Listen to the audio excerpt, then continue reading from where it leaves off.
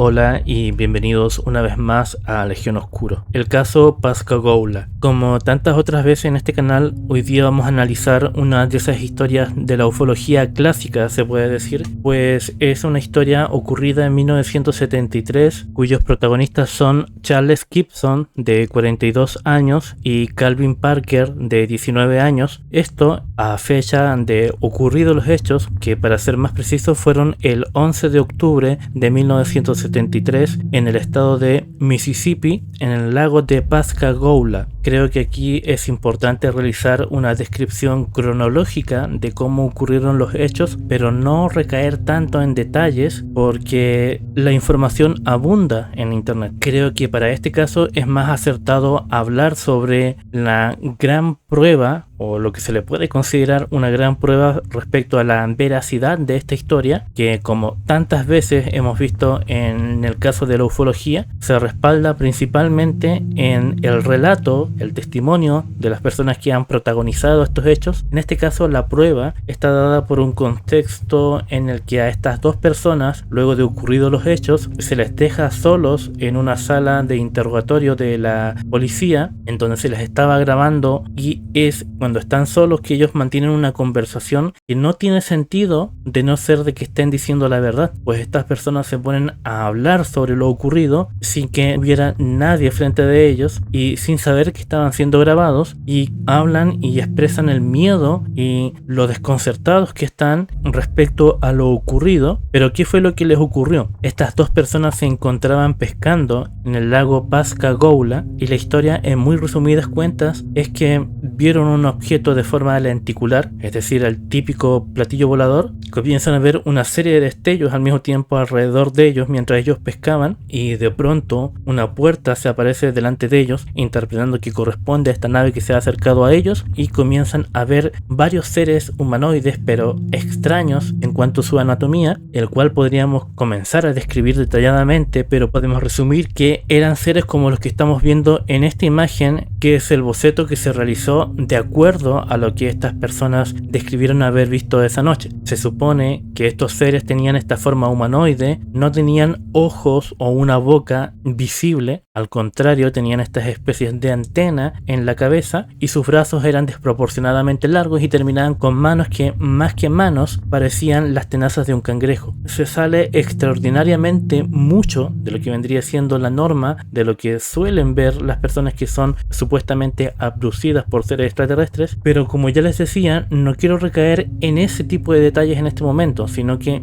quiero hablar más que nada de la conversación que tienen estas personas cuando ya están en la estación de policía. Pero también es importante decir cómo es que llegan a la estación de policía. La verdad es que tanto Charles como Calvin, en algún momento de sus vidas posterior a este encuentro, escriben libros narrando en mayor detalle qué fue lo que les ocurrió, qué es lo que recuerdan, porque esta es una de las cosas que tiene este caso, que sus protagonistas iban como desbloqueando recuerdos en la medida que iba avanzando el tiempo. No obstante, en el momento de que ocurrieron los hechos, parecían tener muy leves recuerdos o conocimiento de qué era lo que había pasado, porque su relato en el primer inicio, luego de haber visto esa puerta que se abría y los seres saliendo por todos lados, fue que recordaban haber estado tendidos en el suelo, que no se podían mover, luego siendo atendidos en un hospital militar, y luego estando en la comisaría siendo interrogados, y es cuando tienen esta conversación. Y todo eso transcurre como en destellos en donde ellos tienen grandes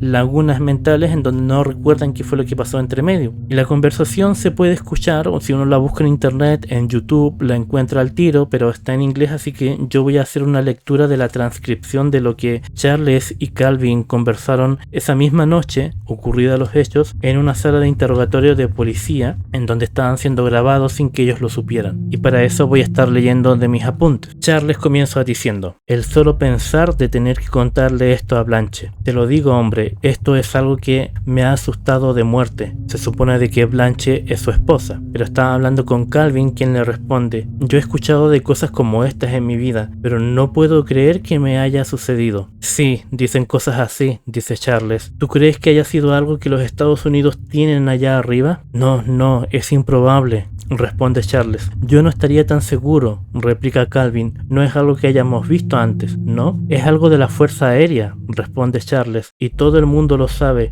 que están ahí arriba y no ha sido la única vez. Va a volver a suceder. Estaba seguro que me iba a dar un ataque al corazón, Charles. Lo sé, dice este. Siento de que estuve cerca de morir. Lo sé, yo también. Me dio un susto de muerte. Estoy tratando de contenerme, pero no creo que lo vaya a lograr. Siento que voy a llorar en cualquier momento, dice Calvin, a lo que Charles responde: lo que pasó esta noche es algo que va a tomar toda una vida para poder superar. Y Calvin dice: y nadie nos va a creer, lo sabes, ¿verdad? A lo que Charles replica: yo que pensaba que en la vida había tenido que pasar a través de un infierno y ahora me toca algo como esto. Pero también hay que pensar de que pudieron habernos hecho mucho daño, pudieron habernos hecho cualquier cosa, y a mí por lo menos no me han hecho daño. ¿Pero por qué a nosotros?, dice Calvin. ¿Por qué tuvimos que ser nosotros? No lo sé, dice Charles. Te lo digo, si esto se repite no podré soportarlo. Otra vez no voy a poder. Y Calvin agrega: yo ahora solo quiero llegar a casa y tomarme algo, y si puedo veré al doctor. Creo que a la larga me voy a desmoronar. Charles entonces le dice: cuando salgamos de aquí te daré una pastilla para que puedas dormir. No sé si vaya a poder lograrlo, le dice Calvin. Solo siento que estoy al borde. Y aquí la conversación se torna un poco extraña porque hablan de cosas que ellos vieron, pero que no es necesario que lo digan si ambos lo saben. Charles le dice: cuando te sacaron de esa maldita cosa y luego me sacaron a mí, fue infernal. Maldita sea, estar ahí sin poder moverse. Y Calvin responde: yo traté de forcejear, pero mis brazos estaban como bajo cerrojo. No me podía mover, no podía hacer nada. Dios mío, dice Charles. Y me desmayé ahí mismo. Esta es la primera vez que me desmayo en mi vida, agrega Calvin. Nunca vi nada como esto en mi vida, dice Charles. No es algo que pueda hacer que la gente se lo crea. A lo que Calvin responde: no me importa si la gente cree o no, yo sé lo que nos ha pasado. Y Charles entonces le dice: tendremos que hacernos fuertes y la gente va a tener que hacerse fuerte también y entendernos. Y aquí Calvin habla como si estuviera hablando de otra cosa, saltando de un tema a otro, porque están muy desconcertados en ese momento. No entiendo una cosa. ¿Viste la puerta que apareció de pronto enfrente a nosotros? Charles entonces responde: no vi cómo se abrió, la verdad no lo sé. Entonces Calvin dice: solo sé que escuché un sonido repentino y estaban esas luces, y luego esos hijos de salieron por todos lados. A lo que Charles agrega: yo lo sospechaba, alguna vez pensé de que había gente allá arriba de otros mundos, pero y todo esto, nunca pensé que me sucedería a mí.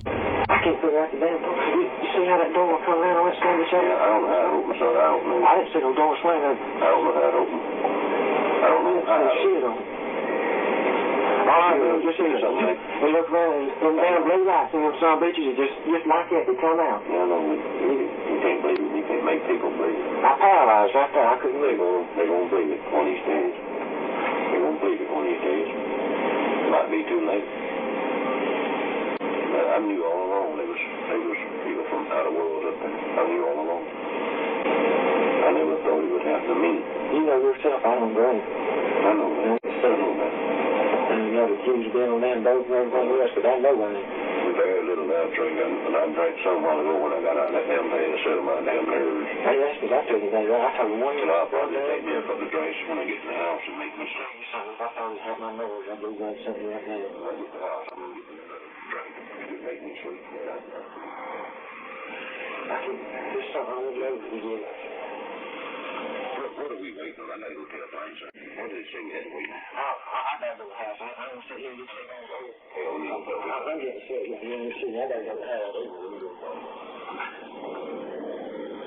Cuando uno escucha esta conversación y en el tono en el que hablan y el miedo con que lo dicen, considerando que no era necesario que ellos hablaran de eso, porque estaban solos, sin saber que estaban siendo grabados, es cuando uno se pregunta, ¿estas personas realmente habían pasado por algo? Independiente si era algo asociado a extraterrestres o no, les había ocurrido algo y estaban muy afectados por ese algo, y ese registro es la prueba de que al menos sí algo ocurrió, independiente que nosotros no sepamos qué fue, pero ellos sí interpretaron que habían sido abducidos por extraterrestres, según su interpretación, y que estaban dentro de un estrés postraumático que les iba a impedir al menos estar bien dentro de la brevedad. Desde el punto de vista en que se le vea, este es un tema muy extraño, porque es posible que una persona tenga la creencia, la alucinación, sea por el motivo que sea, el pensar y el creer de que ha sido abducido. Sí, es posible que una persona se lo imagine, que dos personas crean que han sido secuestradas por extraterrestres, además por unos seres de unas características bastante variopintas y específicas. Es posible que estas dos personas alucinen de forma colectiva y vean lo mismo en relatos que coinciden y que no cambiaron con el tiempo. Eso ya es muy difícil, por no decir imposible. Esta conversación, esta grabación es la prueba de que al menos algo extraño les pasó a Charles y a Calvin esa noche del 11 de octubre de 1973. ¿Qué fue? No lo sabemos. ¿Es algo que les atemorizó? De eso sí estamos seguros. Por mí eso ha sido todo. Nos vemos en el próximo video y como siempre les digo, muchas gracias.